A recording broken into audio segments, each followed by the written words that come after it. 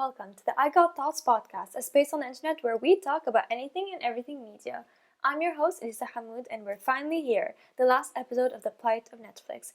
It has been a fun little journey, so let's dive in and tell you why I've been so harsh on Netflix, but also why I like it. In this segment, Netflix, friend or foe?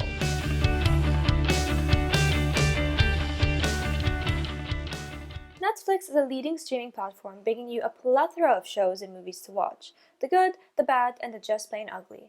In the past 3 episodes, I focused on the bad and the ugly, and while I kinda bash their content, I don't really blame Netflix for these shows and documentaries because they're not producing them. So, that aside, I still believe that Netflix should be held accountable for allowing such harmful content. That is either medically incorrect, perpetuates harmful stereotypes, or profits off of minors and tragedies. They're allowing them to be on their platforms, and they are making them more accessible. In Aguiar and Walt Fogg's article on Netflix, they stated that Netflix decides and curates its selection, which is accessible to almost 243 countries. So these are not just accidental slips, they literally handpicked what you are watching. Let's take Bodyguard as an example. It was made by the BBC for the BBC and found success there. Maybe a few people got their hands on it outside of the UK, but it wasn't so widespread because not everyone has the BBC, for example. By putting it on a streaming service that operates in over 200 countries, they allowed this horrible portrayal of Muslim women to be seen by thousands. Okay, but we know it's a show, you might say. But does the media truly remain in a vacuum, or does it also affect our views of people and the world? So for those who know it's misrepresenting, congratulations! You're doing great, sweetie. But those who already have negative views of Muslims ate that up and use it as evidence for their Islamophobia, a classic case of confirmation bias. Let's take a look at Cuties, the infamous Cannes Film Festival winner. This film saw success in Cannes, and as it's French, it would have seen moderate success there, with the chance of being shown in a few art houses. But when you put it on Netflix and you publicize it, more eyes are now on it. It has the attention of more people than it could ever imagine.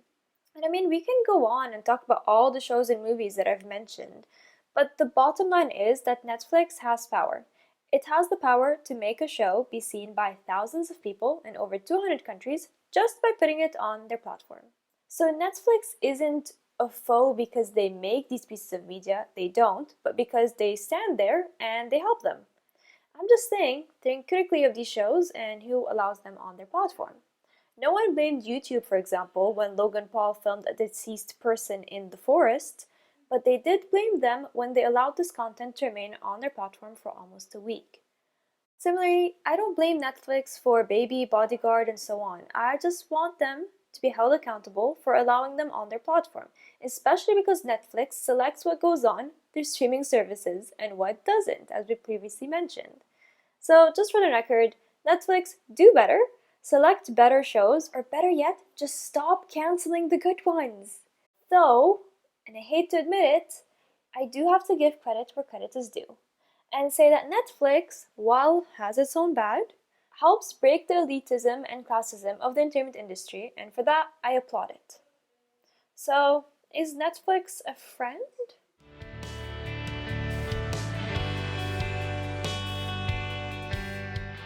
The entertainment industry, movie sets, lights, scripts, and celebrities, what a glamorous sight. Well, if you're well off, preferably white, preferably male, preferably cis, also preferably went to a good college and is in the US, it's genuinely kind of difficult to enter the entertainment industry, and this is where Netflix kind of fills that hole.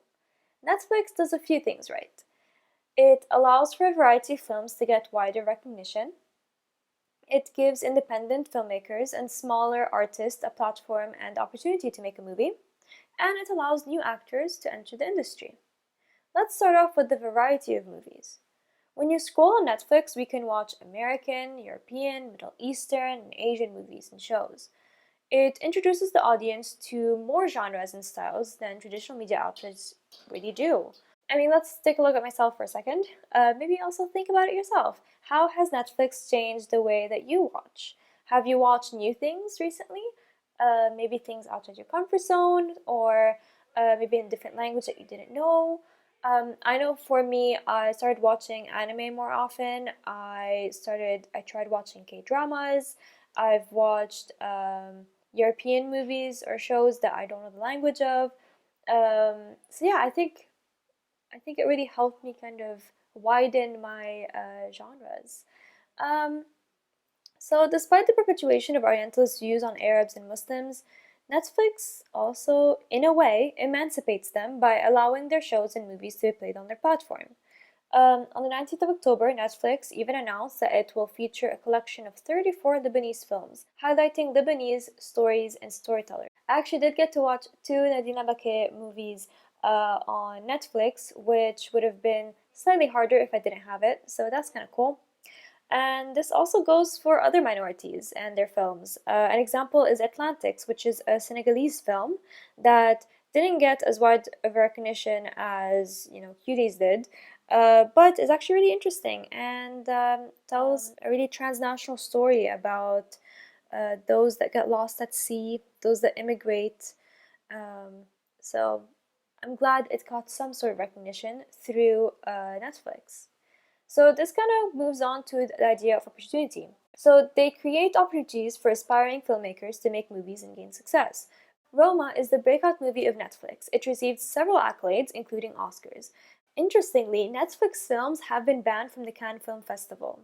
Some Hollywood insiders said that they find Netflix distasteful because they're wary of replacing the theatrical experience with at home viewing and are uncomfortable with how Netflix is upending the entertainment industry.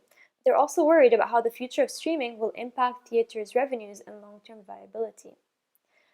And all of this gives evidence to the idea that the entertainment industry is just kind of elitist. It's also worth pointing out that Netflix allowed a variety of diverse actors and directors on their platform, which is incredibly refreshing because only 14.4% of people of color and 15.1% of women are film directors in Hollywood. So maybe they're not so bad after all. And this moves on to the idea of actors. Netflix originals, whether they be shows or movies, are usually a lot more diverse than anything Hollywood produces. I didn't like the half of it, okay? Not my type of movie. I thought it wasn't done very well. But you can't argue that it didn't have good diversity because it told the story of a young lesbian Asian American girl. A story that really hit home for a lot of young women that have the same background. So I don't love it, I can still appreciate the fact that it did a lot of good. So, as you can see, I have a lot of love-hate relationship with Netflix. It can be extremely harmful on one end, but it can also be an extremely beneficial tool. I mean, despite the many problems I have with Netflix, it's refreshing to see the streaming service and now production house allow minorities to enter the classist and elitist world of the entertainment industry. So, my last word for Netflix is with great power comes great responsibility. So, please use it wisely and stop canceling good shows. Thank you. Thank you so much for listening to our segment, The Plight of Netflix. I was your host, Eliza Hamoud, and this was really fun. Join us next week for an interesting episode on queerbaiting and supernatural with a special guest.